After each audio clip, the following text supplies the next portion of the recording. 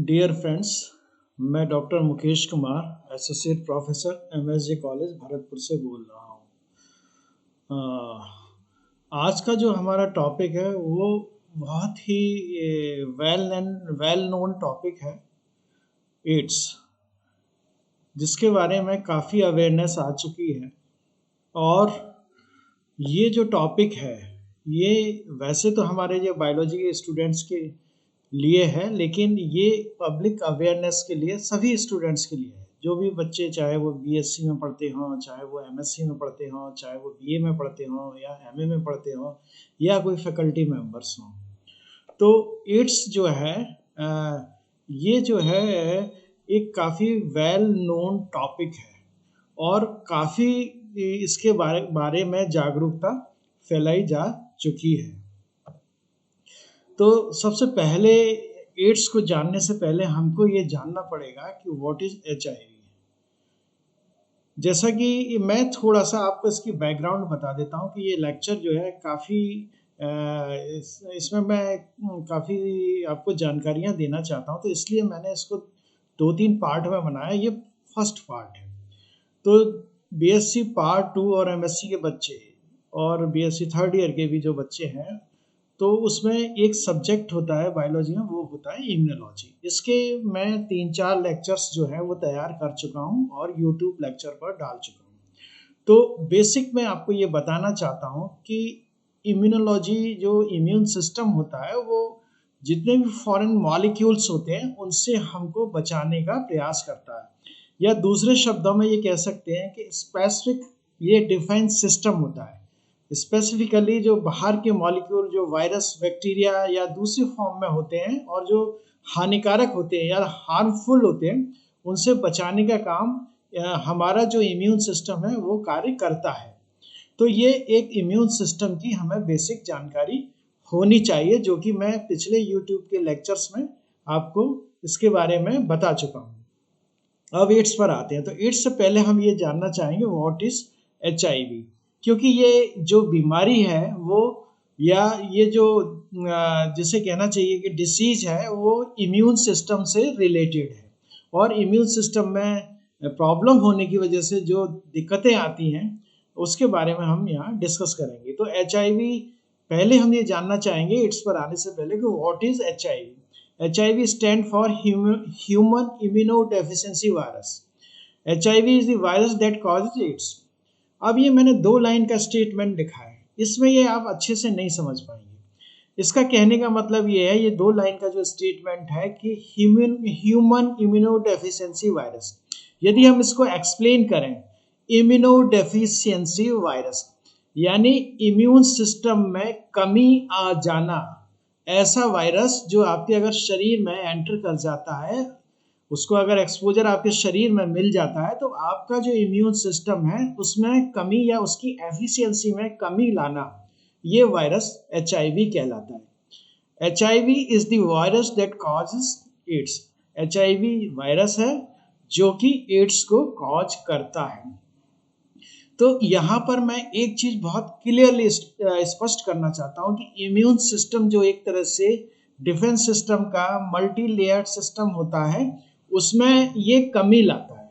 अब दूसरे शब्दों में अगर आसान भाषा में इसको समझना चाहें तो हम ये कह सकते हैं कि यदि हमारा सुरक्षा तंत्र ही कमजोर हो जाएगा, तो उस पर जो हमारे जो एनिमीज हैं, आउटर एनिमीज हैं, वो अपर हैंड हो जाएंगे और हमको नुकसान पहुंचाएंगे। तो इसको इस तरह से भी समझ सकते हैं कि जब बॉडी का डिफेंस सिस्टम कमजोर हो जाता है इस वायरस के द्वारा, तो जो फॉरेन मॉलिक्यूल्स हैं, हार्मफुल हैं, जो बैक्टीरिया जनित है या वायरस जनित है, वो हमें नुकसान पहुंचाते हैं और इसको कमजोर करते हैं, इम्यून सिस्टम को कमजोर करते हैं। HIV is the virus that causes AIDS. तो एचआईवी एक वायरस है जो एड्स को कॉज करता है। एड्स का भी आगे हम डिस्कस करेंगे। What is HIV? Your immune system is your bodies defence system, while the immune system can control many viruses. आपका जो इम्यून सिस्टम है, जैसा मैंने अभी आपको बताया, वो एक बॉडी का डिफेंस सिस्टम है ना। वो आपको सुरक्षा प्रदान करता है। आपको पता ही नहीं रहता कि वो आपको किस तरह से बीमारियों से बचाता है। और बाकी सिस्टम्स तो यू कैन फील, पर इम्यून सिस्टम को, जैसे आप रेस्पिरेटरी सिस्टम को फील कर सकते हैं, डाइजेस्टिव सिस्टम को फील कर सकते हैं, आप जो जिसे कहना चाहिए कि नर्वस सिस्टम को फील कर सकते हैं, लेकिन इम्यून सिस्टम एक ऐसा सिस्टम है, वेरी लेस डिस्कस सिस्टम है, जिसको आप इतना फील नहीं कर पाते हैं, लेकिन it is very important system, जो कि आपको जो फॉरेन मॉलिक्यूल्स हैं और यदि वो हार्मफुल हैं तो उनसे बचाने का काम करता है। While the immune system can control many viruses, जैसे इम्यून सिस्टम क्या करता है कि बहुत सारे जो वायरल अटैक होते हैं और यदि वो हार्मफुल है तो उनसे आपको बचाने का काम करता है। HIV target and infect the same immune system sales that protect us from germs and illness. HIV क्या करता है कि जो हमारा डिफेंस सिस्टम है, जैसे मान लीजिए, इसको दूसरे शब्दों में ये भी कह सकते हैं, आसान भाषा में एक उदाहरण देके मैं आपको समझा सकता हूँ कि यदि हमारी आर्मी के ऊपर ही अटैक हो जाए तो हमारी सुरक्षा का क्या होगा। सिमिलरली HIV क्या करता है कि हमारा जो डिफेंस सिस्टम है, जिसको हम टेक्निकल भाषा में इम्यून सिस्टम कहते हैं, उसी पर अटैक करता है। तो इसलिए ये ज़्यादा घातक है। That protect us from germs and illness, जो कि हमें जर्म्स और इलनेस है। These cells are a type of white blood cells called CD4 cells. ये जो सेल्स हैं जो कि हमको बचाती हैं, जो वाइट ब्लड सेल्स की एक टाइप सेल्स हैं, और वो CD4 सेल्स कहलाती है। समटाइम्स कॉल्ड टी सेल्स, इनको टी सेल्स भी कहते हैं। Without medication to control the virus, HIV usually takes over CD4 cells. यदि इसको कंट्रोल नहीं किया जाए HIV वायरस को, तो CD4 सेल्स को ये कंट्रोल कर लेता है and turn them into factories that produce millions of copy of the virus. यानी ये ही CD4 सेल्स जो कि हमें बचाने का काम करती हैं, तो इनको वो जब वायरस कंट्रोल कर लेता है, तो यही सेल्स जो हैं वायरस की मिलियंस ऑफ कॉपी बना देता है। As the virus make copies, it damages और किल द CD4 सेल्स, और जिसके फलस्वरूप, जिसके रिजल्टेंट क्या होता है, CD4 सेल्स को ये किल करना शुरू कर देता है, वीकनिंग द इम्यून सिस्टम, जिसके कारण जो इम्यून सिस्टम है वो कमजोर हो जाता है। This is how HIV caused AIDS, इसकी वजह से जो है एड्स कॉज होता है। Strains of HIV, there are many different strains of HIV that are grouped into two main types। HIV की बहुत सारी स्ट्रेन्स हैं। यदि ब्रॉडली इनको क्लासिफाई करके इनको दो स्ट्रेन्स में हम बांट सकते हैं। HIV-1 most common type of world wide, ये HIV-1 जो स्ट्रेन है वो पूरे विश्व में पाई जाती है, वर्ल्ड में पूरे में पाई जाती है। HIV-2 found mostly in West Africa, Asia and Europe. HIV-2 जो है वो मोस्टली अफ्रीका, एशिया और यूरोप में पाई जाती है। It is possible for one person living with HIV to carry several different strains of HIV in their body at the same time। ये quite संभव है, अगर हम इसको सरल भाषा में समझें कि एक व्यक्ति में कई स्ट्रेन हो सकती है। What is AIDS? अब आते हैं, अभी तक हमने HIV के बारे में डिस्कस किया। HIV जैसा एक वायरस है। AIDS stand for Acquired Immunodeficiency Syndrome। AIDS is the most advanced stage of HIV disease। जैसे एड्स एक, जिसे कहना चाहिए एब्रीविएशन है, और इसकी फुल फॉर्म है एक्वायर्ड इम्यूनोडेफिशिएंसी सिंड्रोम। इसको सरल भाषा में कहें कि कोई ऐसी बीमारी हमने एक्वायर कर ली जो कि इम्यून सिस्टम में कमी लाती है या उसकी एफिशिएंसी में कमी लाती है, और उसके फलस्वरूप जो बीमारियां होती हैं उसको एड्स कहते हैं। AIDS is the most advance stage of HIV disease. यानी एड्स जो है मोस्ट एडवांस स्टेज होती है जो HIV के द्वारा कॉज की जाती है। HIV cause AIDS by attacking CD4 cells. HIV क्या करता है, जैसे मैंने आपको प्रीवियस स्लाइड में बताया कि CD4 सेल्स को अटैक करता है, by which the immune system use to protect the body from disease, जिससे कि इम्यून सिस्टम जो है हमें बहुत सारी डिसीज से बचाता है। When the immune system loses too many CD4 cells, you are less able to fight off infection and can develop serious, often deadly infection। सीधी सी बात है, इसको समझ लीजिए आप कि जैसे अगर आपका इम्यून सिस्टम या डिफेंस सिस्टम कमजोर हो गया तो you are highly sensitive to the जो इन्फेक्टियस डिसीजेज हैं, संक्रामक डिसीजेज हैं, उनके लिए आप बहुत ज़्यादा सेंसिटिव हो जाते हैं, जैसे कि मान लीजिए अगर हमारी आर्मी वीक हो जाए या पुलिस वीक हो जाती है, तो जितने भी एंटी सोशल एलिमेंट्स हैं वो अपर हैंड ले लेंगे और समाज में प्रॉब्लम क्रिएट करेंगे, और जो राइट थिंकिंग लोग हैं उनका रहना जीना दूभर कर देंगे। इसी प्रकार से जो वायरस है वो CD4 सेल्स, जो कि एक डिफेंस सिस्टम और इम्यून सिस्टम का पार्ट है, उनको कमजोर कर देता है। तो जितने भी जो बाहर से होने वाली बीमारियां हैं या इन्फेक्शंस हैं, वो हमको एक सीरियस टर्न ले सकते हैं हमारी body. What is AIDS continued? These are the called opportunistic infections। और ये जो इन्फेक्शंस हैं जो फॉरेन मॉलिक्यूल से होना है, इनको हम अपॉर्चुनिस्टिक इन्फेक्शंस कहते हैं, यानी उनको अपॉर्चुनिटी मिल जाती है when they enter into the body. तो उनको न्यूट्रलाइज करने के लिए हमारा इम्यून सिस्टम काम नहीं कर पाता और वो अपर हैंड लेते हैं और हमें डिफरेंट प्रकार की जो बीमारियां होती हैं वो कॉज कर देते हैं। जैसे एड्स की फुल फॉर्म में मैंने बताया कि एक्वायर्ड इम्यूनोडेफिशिएंसी सिंड्रोम। इसका मतलब ये it's not a one disease और it's not a single disease, it is a group of disease. एक डिसीज भी हो सकती है, कई डिसीज भी हो सकती है, और ये ग्रुप ऑफ डिसीज होती है। तो इनको ग्रुप ऑफ डिसीज में क्लब करके हम सिंड्रोम बोलते हैं, acquired immunodeficiency syndrome. When someone dies of AIDS, death is usually due to OIS. OIS means opportunistic infection। यदि कोई व्यक्ति एड्स की वजह से मरता है तो वो एक OIS की वजह से मरता है। Long term effect of HIV, ये HIV के लॉन्ग टर्म इफेक्ट्स हैं। It's refer to the weakened state of the body immune system which can no longer stop opportunistic infection।